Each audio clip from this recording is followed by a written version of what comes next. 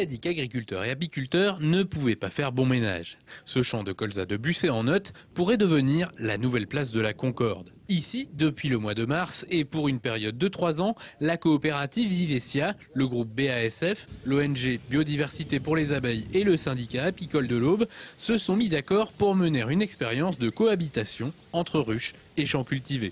L'objectif pour nous, en fait, c'est de montrer, de valider qu'il y a bien compatibilité entre agriculture raisonnée et puis biodiversité à l'échelle d'un territoire.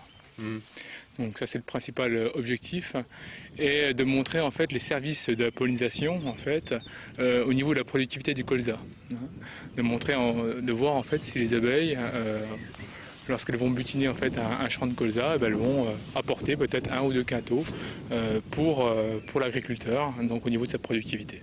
Pour que l'expérience soit concluante, agriculteurs, apiculteurs et ingénieurs ont mis en place un protocole.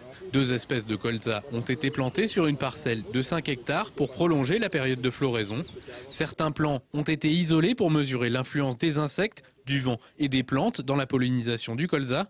Et les ruches positionnées à proximité sont contrôlées pour savoir ce que les abeilles y rapportent. On a voulu vraiment aller chercher la précision, ce qui nous a fait choisir une seule parcelle, ce qui nous a fait choisir une zone, des petites zones à chaque fois, pour vraiment en fait essayer d'éliminer tous les facteurs extérieurs à l'expérimentation et être sûr que les chiffres que l'on pourra annoncer au terme de l'étude sont bien liés en fait au facteur pollinisation et non pas à un facteur terrain ou à un facteur je dirais environnement. Et si les apiculteurs n'ont pas été réticents à participer au projet, c'est qu'eux aussi ont à y gagner.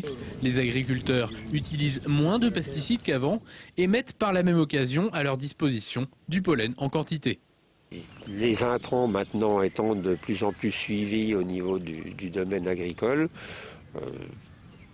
seules les analyses peuvent nous confirmer, disons, ces impacts, mais dans l'ensemble, tout le monde se plaît à dire que les colonies, à partir de la période de colza, redémarrent au maximum. Seule ombre au tableau en ce moment, le temps. L'abeille réputée travailleuse est aussi frileuse. En dessous de 15 degrés, elle a tendance à rester au chaud.